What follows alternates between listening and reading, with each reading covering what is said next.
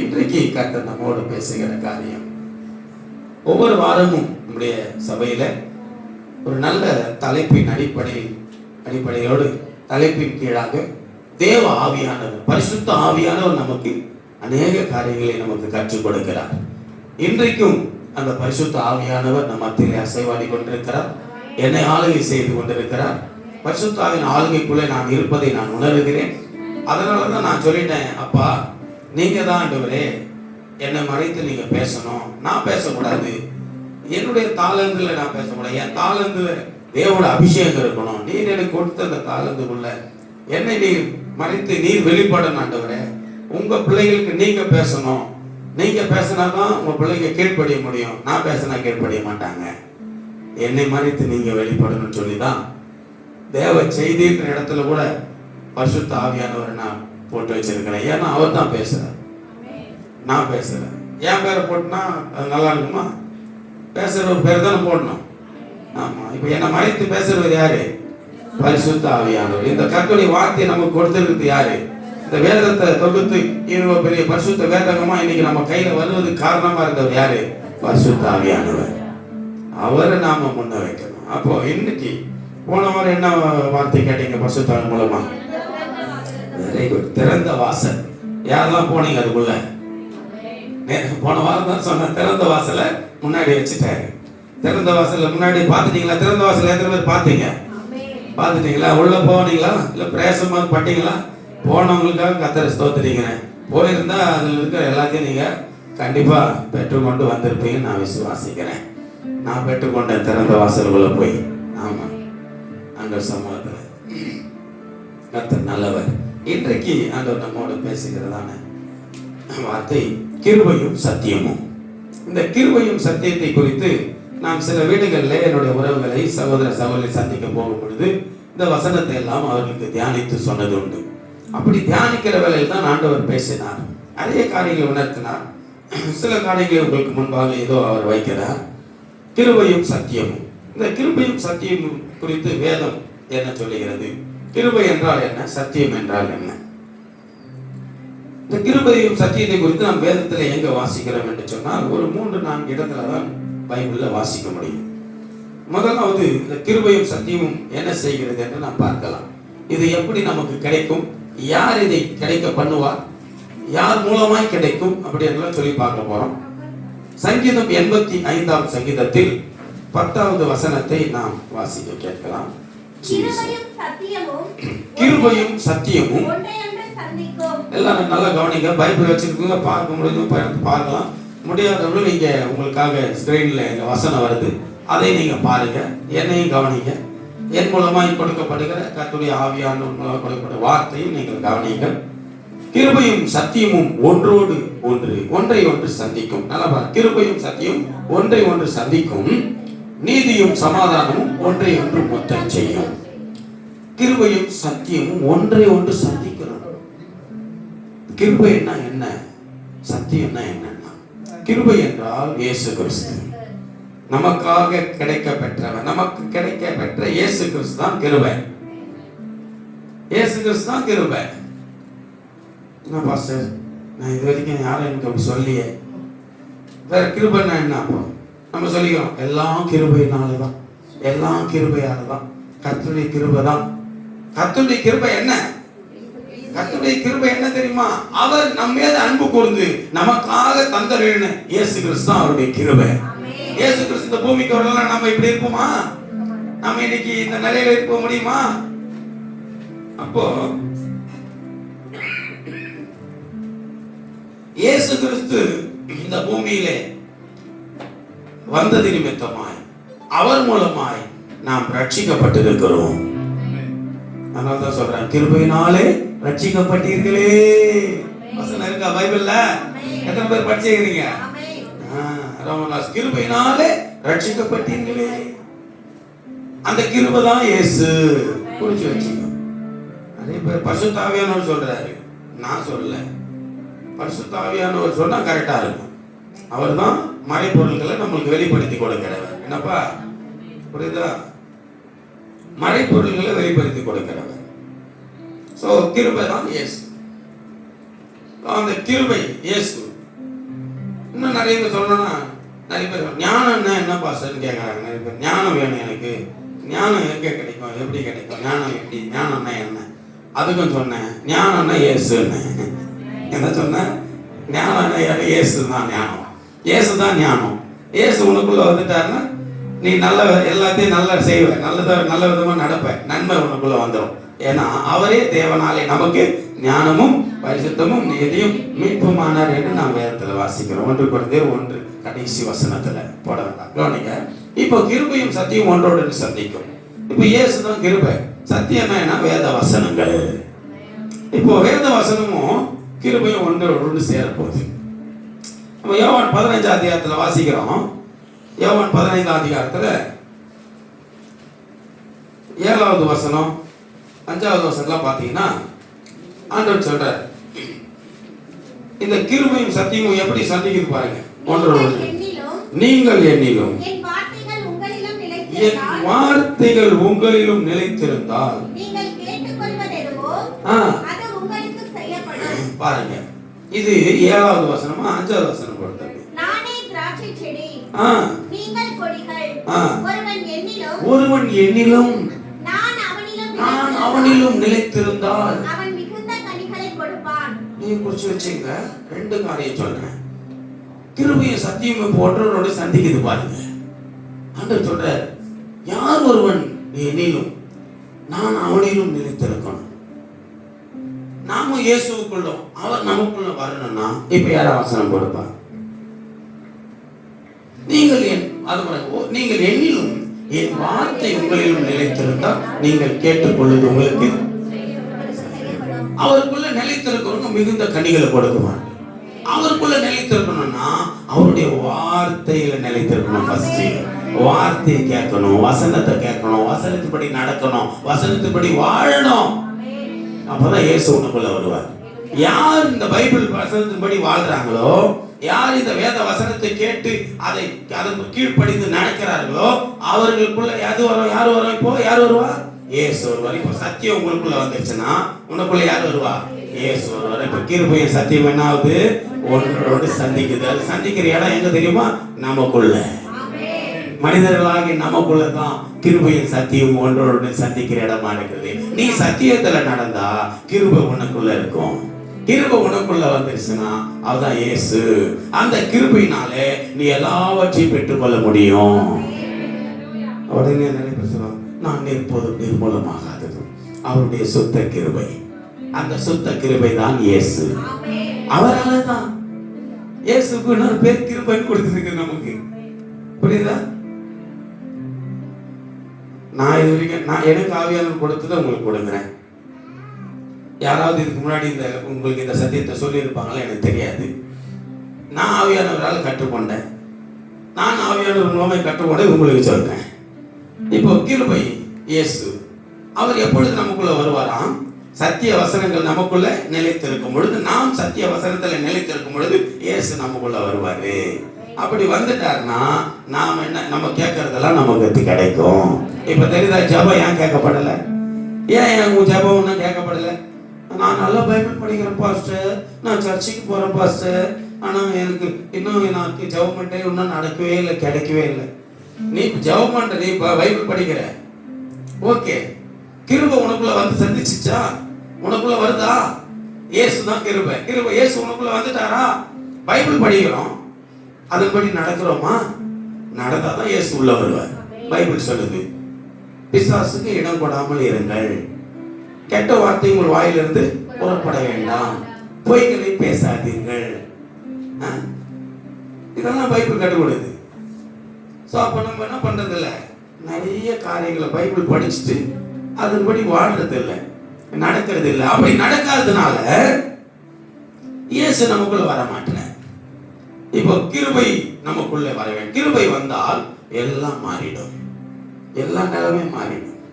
நாளைய வாழ்க்கையில் ஒரு காலத்துல சத்திய வசனம் நல்லா அறிஞ்சு இருந்தோம், வசனத்தின்படி வசனத்தை நல்லா தெரிஞ்சோம், இயேசு உள்ள வர்றதுக்கான வழி வாழ்க்கை நான் வாழலை. அப்படி வாழாததுனால இயேசு எனக்குள்ள இல்ல வரல. இயேசு வராததுனால நான் ஆசீர்வதிக்கப்படலை, எனக்கு ஆசீர்வாதம் வரல, சமாதானம் இல்லை, சந்தோஷம் இல்லை, நிம்மதி இல்லை. எப்போ இந்த சத்திய வசனத்தின்படி நடக்க ஆரம்பிச்சோம், யோவான் 8:32 சொல்லுது, சத்தியத்தையும் அறிவீர்கள், சத்தியம் உங்களை. அதான் உண்மை.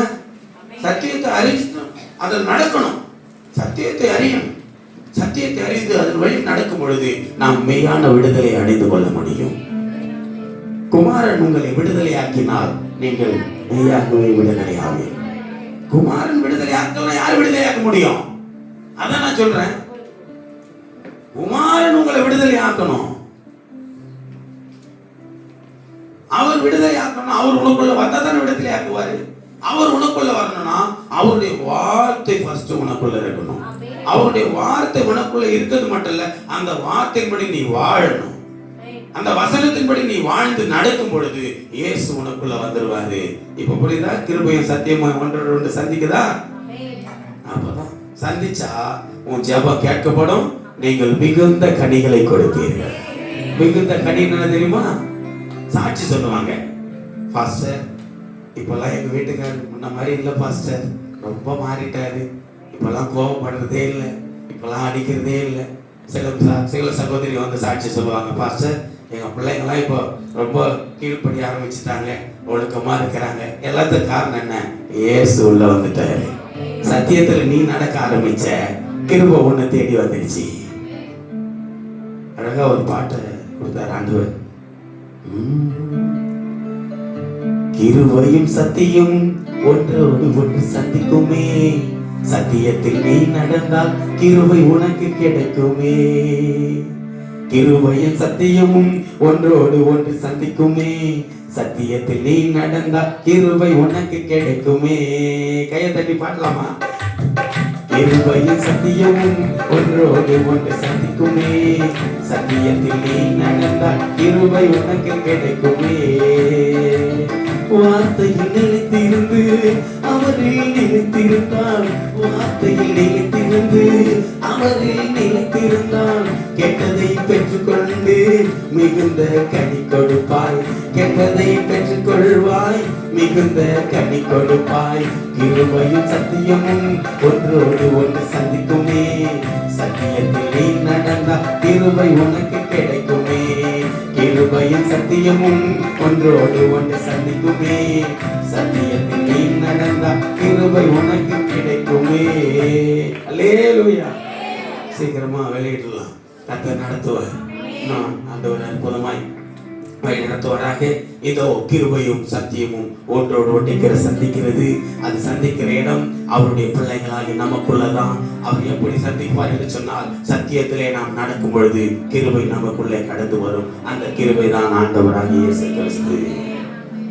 அது மட்டும் இல்லாமல் அந்த வசனத்துல கீழே பார்த்தீங்கன்னா, சங்கீதம் 85:10 கிருபை சத்தியமோ சந்திக்கும் மத்தல்ல, நீதியும் சமாதானமும் அது ஒன்றோடு மொத்தம் செய்ய ஆரம்பிச்சிருது.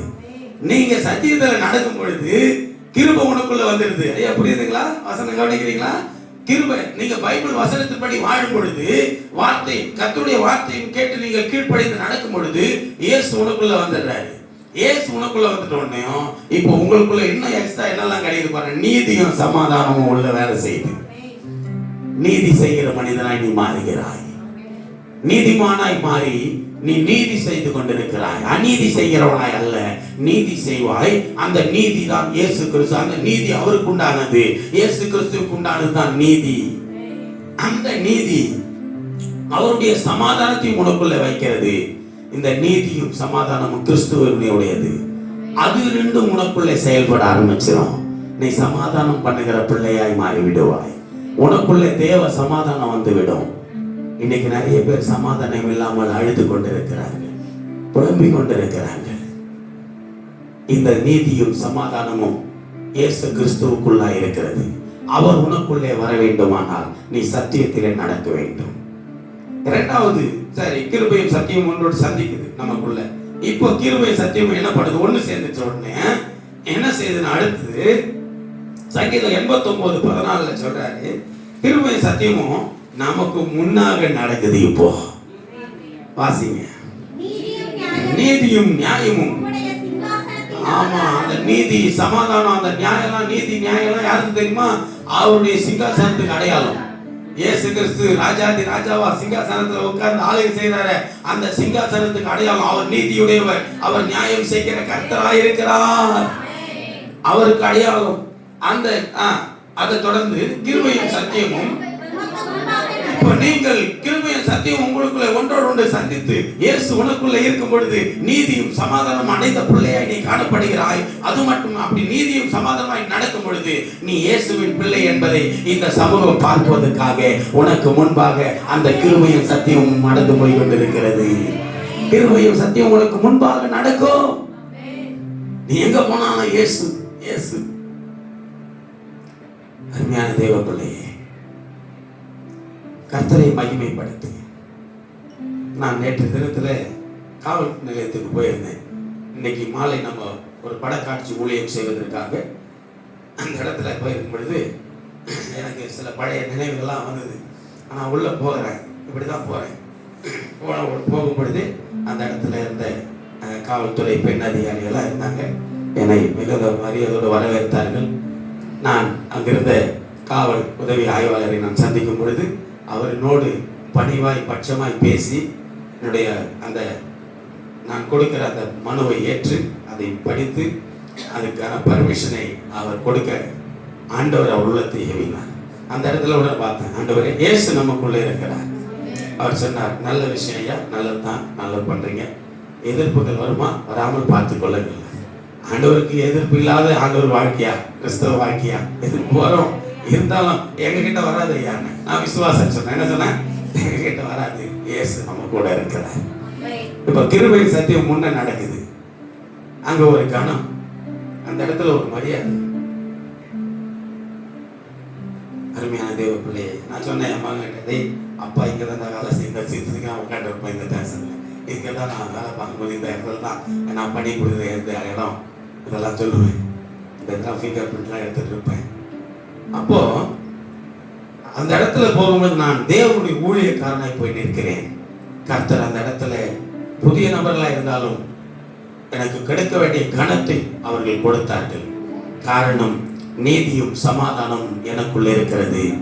அந்த நீதியும் சமாதானமும் எனக்குள்ள இருக்கிற கிருபையும் சத்தியமும் எனக்கு முன்னாக செல்கிறது. அந்த கிருபையும் சத்தியமும் முன்னாக நடக்கும் பொழுது உனக்கு முன்பாக அது எல்லாவற்றையும் ஆயத்தப்படுத்தி வைக்கும். அது உனக்கு உண்டானவைகளை நிறைவேற்றும். அது நீ விரும்பினதை கொடுக்க செய்யும். அது உன்னை ஆசீர்வாதமாய் வழி நடத்தும். அல்லேலூயா. கிருபையும் சத்தியம் முன்னடக்கும். மூன்றாவது காரியம், இந்த கிருபையும் சத்தியமும் எப்படி உண்டாயிருச்சு, யாரால உண்டாச்சு, யாரால நமக்கு கிடைக்கும் என்றால் யோவான் 1:17 எப்படி எனில் நியாயப்பிரமாணம் மோசேயின் மூலமாய் கொடுக்கப்பட்டது, கிருபையும் சத்தியமும் இயேசு கிறிஸ்துவின் மூலமாய் உண்டாயின. அல்லேலூயா. நியாயப்பிரமாணம் மோசேயின் மூலமாய் கொடுக்கப்பட்டது. இயேசு கிறிஸ்துக்கு அடையாளமானவர் தான் மோசே. அப்போ பழைய ஏற்பாட்டுல அப்படி நியாயப்பிரமாணம் இஸ்ரவேல் ஜனங்கள் வழி நடப்பதற்கான சட்ட புத்தகம், சட்டங்கள் இதெல்லாம் மோசே மூலமாய் கர்த்தர் அருளினார்.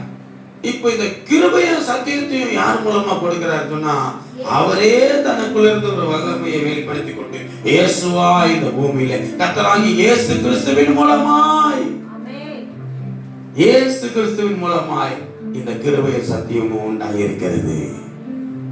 யார் ஒருவன் அவர் மூலமாய் உண்டாயிருக்கிற இந்த கிருபையும் சத்தியத்தையும் பெற்றுக்கொண்டு தனக்குள்ளே வைத்துக் கொண்டு வாழ்கிறார்களோ அது இயேசு கிறிஸ்துவால உண்டானது.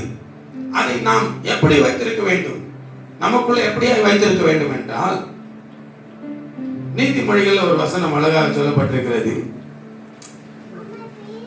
இந்த கிருபையும் சத்தியமும் உன்னை விட்டு விலகக்கூடாது.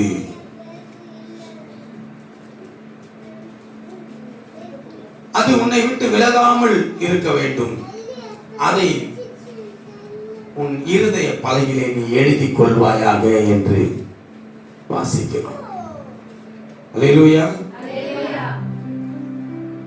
கிருபையும் சத்தியமும் உன்னை விட்டு விலகாதிருப்பதாக.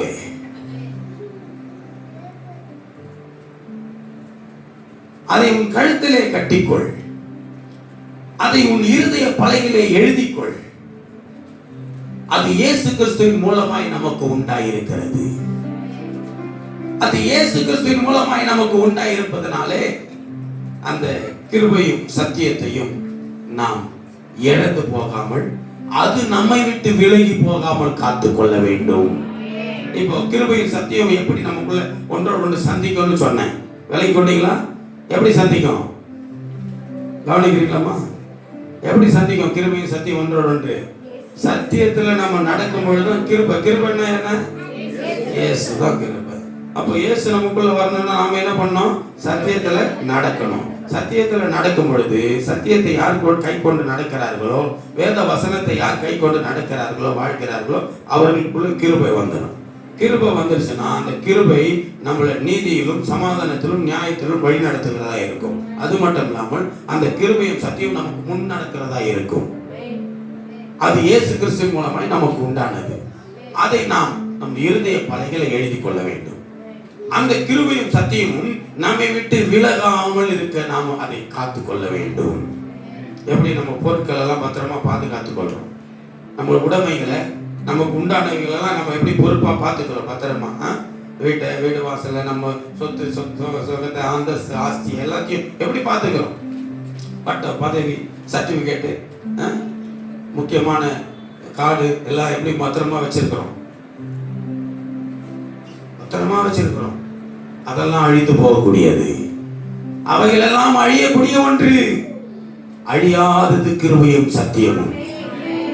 அவர் சொன்னார், ஒருவன் என்னிலும் என் வார்த்தை அவனிலும் நிலைத்திருந்தால் வார்த்தைக்கு அழிவு இல்லை. அந்த வார்த்தை அழியாதது. அவர் தான் சொன்னாரு, வானம் பூமி ஒழித்து போ, என் வார்த்தைகள் ஒன்பால் ஒழித்து போகாது. வார்த்தை மட்டும் அந்த வார்த்தையின் உறுப்புகள் கூட ஒன்றும் அழிவதில்லை என்று சொன்னார். வார்த்தையின் உறுப்புகள் நீங்கள் நானும் தான். அந்த வார்த்தை உனக்குள்ள நிலைச்சிருந்தா நாம தான் எடுத்துக்காட்டா இருக்கிறோம். அல்லேலூயா. நாம தான் முன்மாதிரியா இருக்கணும், எடுத்துக்காட்டா இருக்கணும். கிறிஸ்தவர்கள், தேவனுடைய பிள்ளைகள் முன்மாதிரி வாழ்க்கை, எடுத்துக்காட்டான வாழ்க்கை. உன் பக்கத்து வீட்டுக்காரர் இன்னும் ரட்சிக்கப்படாததுக்கு காரணம் யார் தெரியுமா? நீங்க தான். உன் சகோதரன் இன்னும் ரட்சிக்கப்படாததுக்கு, உன் சகோதரி இன்னும் ரட்சிக்கப்படாத காரணம் யார் தெரியுமா? நீங்க தான். அப்படிதான் சொல்லணும். நான் தான், என்னாலதான். நான் அனுதினமும் சண்டை போட்டுட்டு பகைச்சுக்கிட்டு விரோதிச்சுட்டு இருந்தேன்னா என் சகோதர சகோதரி எப்படி நான் ரட்சிப்பு நடத்துவேன்? உணர்வு வரணும், ஜெபிக்கணும். ஆண்டவரே, நான் உம்மிடத்திலே வந்து பெற்றுக்கொண்ட சமாதானத்தை என் சகோதரனும் பெற்றுக்கொள்வாராக, என் சகோதரியும் பெற்றுக்கொள்வார்களாக. கர்த்தரை தெய்வமாய் கொண்ட ஜாதி ஜனம் பாக்கியம் உள்ளது என்று நாம் வேதத்தில் வாசிக்கிறோம். இப்படி உனக்கு கிடைக்கப்பட்ட அந்த கிருபையினாலும் சத்தியத்தினாலும் நீங்கள் ஆசீர்வதிக்கப்பட்டுக் கொண்டிருக்கிறீர்கள். ஆசீர்வதிக்கப்பட்டுக் கொண்டிருக்கிற நீங்களும் நானும் நாம் அந்த ஆசீர்வாதத்தை மற்றவர்களுக்கு கொடுக்கிறவர்களாக முன்மாதிரியாய் வழி நடக்க வேண்டும்.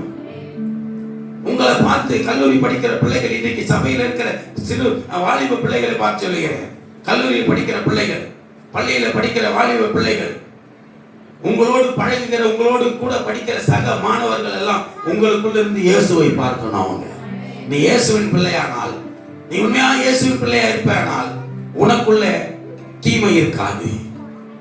உனக்குள்ள தீமை வருவதற்கு நீ இடம் கொடுக்க மாட்டாய். இயேசு உனக்குள்ள இருந்தால் அவர் உன்னை நல்ல வழியில நடத்துவார்.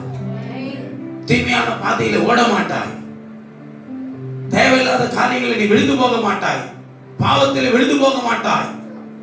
பெற்றோர்கள் விரும்பாத காரியங்களை நீ செய்ய மாட்டாய். நீ நன்றாக படித்து நல்ல ஒரு நிலையில காணப்படுவாய். இயேசு உனக்குள்ள இருந்தால் வாலிப பிள்ளைகளை பார்த்து சொல்லுகிறேன், இயேசுவை பிரதிபலித்து வாழு. நான் சர்ச்சைக்கு போற கிறிஸ்தவன், ஆண்டோடைய பிள்ளை. உலக பிள்ளைகளை போல நான் வாழக்கூடாது. உலக பிள்ளைகள் தான் அப்படி இருக்கும். நிறைய பிள்ளைங்க படிக்கிற காலத்துல செல்போனுக்கு அடிமையா படிக்கிற பிள்ளையே, நீ படிச்சு முடிச்சு நல்ல நிலையில வந்து ஒரு வேலையில இருக்கும்போது உன் செல்போனை பயன்படுத்திக்கும். அப்ப செல்போனை வாங்கு. நிறைய பேர் இன்னைக்கு அடம் முடிக்கிறது. பிள்ளைங்க நிறைய பேரும் சொல்றாங்க, அடம் முடிச்சு கேட்கறான், செல்போன் வாங்கி கொடுக்க சொல்றான். இன்னைக்கு நிறைய குடும்பங்கள் அப்படிதான். கவனமா இருக்கணும், ஞானமா இருக்கணும், அறிவா இருக்கணும். நான் படிக்கணும், நல்லா படிச்சு நல்ல, நீ படிச்சு நல்ல வேலையில போய் உட்காந்து சம்பாதிச்சு வாங்கு செல்போனை. உன்னை படிக்க வைத்தே பெரிய பாடா இருக்குது. கஷ்டப்பட்டு படிக்க வைக்கிறாங்க பேரண்ட்ஸ்.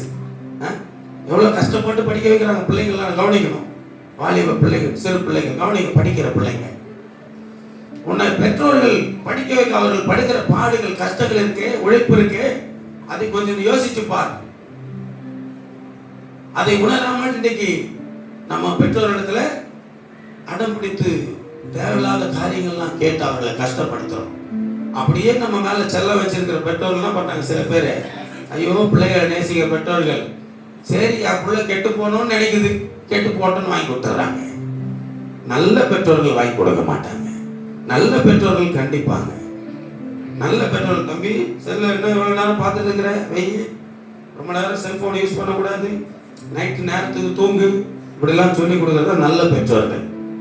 ஆமா, அதை விட்டுட்டு எப்படின்னா போட்டோம், இவங்க ஒரு வாழ்க்கை அவங்க ஒரு வாழ்க்கை, அப்புறம் பிள்ளை எப்படி ஆயிட்டானே, என் பொண்ணு இப்படி ஆயிடுச்சு, வேதனை பண்றது. ஞானம் இயேசு, கிருபை இயேசு. நீ சத்தியத்துல நடந்தால் உனக்குள்ள இயேசு இருப்பார். இயேசு உனக்குள்ள இருந்தால் இயேசு உன்னை வழி நடத்துவார். நீ உன் குடும்பத்தை, பிள்ளைகளை, உன்னுடைய சூழ்நிலை எல்லாத்தையும் நீ ஞானமாய் கையாண்டு வழி நடப்பாய்.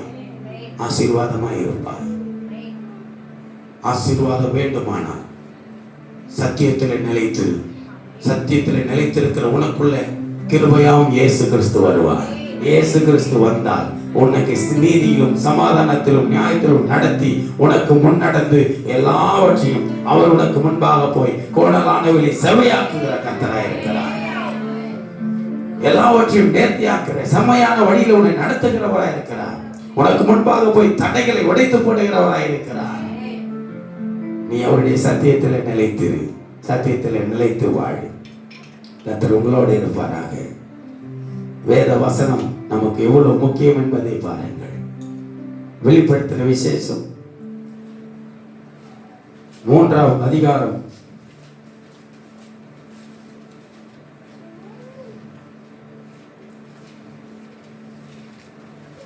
1ஆம் அதிகாரம் 3ஆம் வசனத்தை வாசிங்க. வெளிப்படுத்தல் 1ஆம் அதிகாரம் 3வது வசனத்தை. இந்த தீர்க்க தரிசன வசனங்களை வாசிக்கிறவனும் கேட்கிறவனும், அல்லேலூயா, காலம் சமீபமா இருக்கிறது. எப்படி இருக்கு? காலம் சமீபமா இருக்கிறது.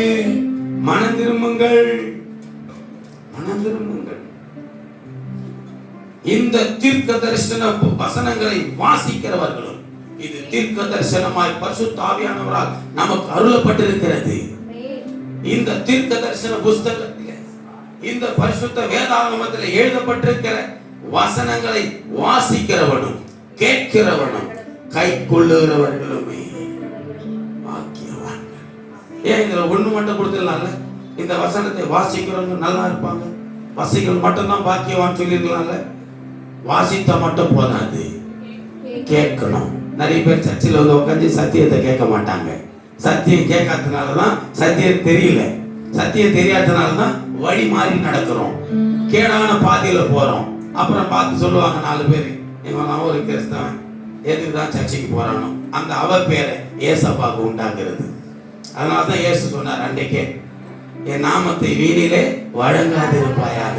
வீதியில போறவங்களாம் இயேசுவை கேவலப்பட்டு பேசுறதுக்காக நம்ம வரணும். யோசனை பண்ணிப்பார், இவெல்லாம் ஒரு கிறிஸ்தவனா, எவ்வளவு ஒரு பாஸ்டர், எவ்வளவு சர்ச்சனா, இவன் எதுக்கு சர்ச்சைக்கு போறான்? இப்படி சொல்றாங்கல்ல. எதனால சொல்றாங்க? நாம சத்தியத்துல நடக்காம சத்தியத்தை மீறி நடக்கிறோம் பாருங்க, சத்தியத்துக்கு புறம்பா வாழ்றதுனால தான் இந்த அவ பேரு.